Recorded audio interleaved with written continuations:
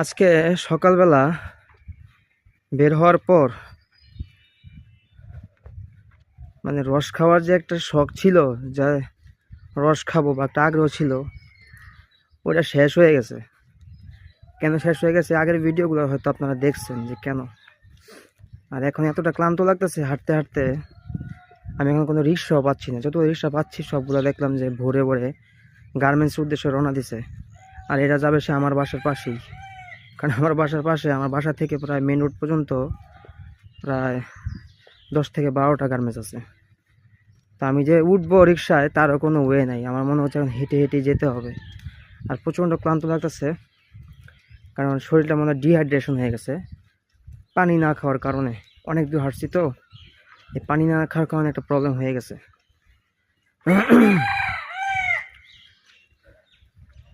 গ্রাম অঞ্চলে মুরগি,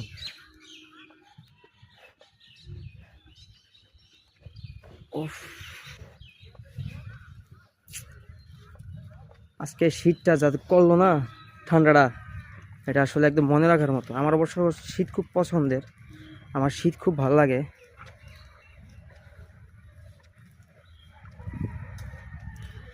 তো যাই হোক,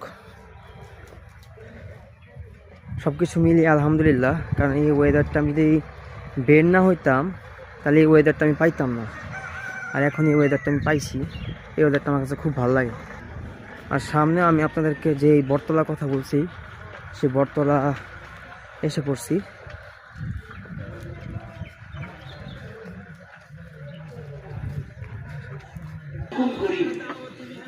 এই যে বটতলা,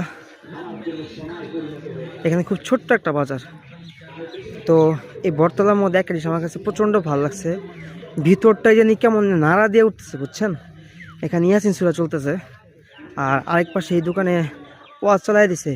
এরকম একটা সিচুয়েশনে লাউড স্পিকার দিয়ে ইয়াসিন সূরা চলতেছে, আর এক পাশে আপনার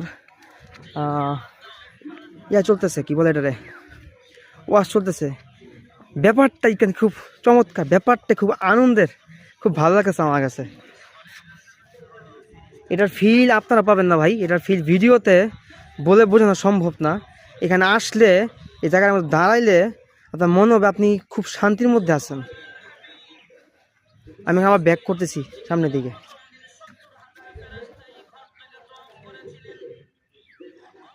সাউন্ড কি শুনতে পাচ্ছেন আপনারা? মনে হয় না। শুনে থাকেন তো আলহামদুলিল্লাহ, ভালো। যাই হোক, এখানে যেহেতু দোকানপাট যেহেতু খোলা আছে, আর আমার যেহেতু গলা শুকায় আসছে, আমি একটু পানি খাবো। আর এখানে কয়েকটা রিক্সা আমি দাঁড়ানো দেখতে পাচ্ছি।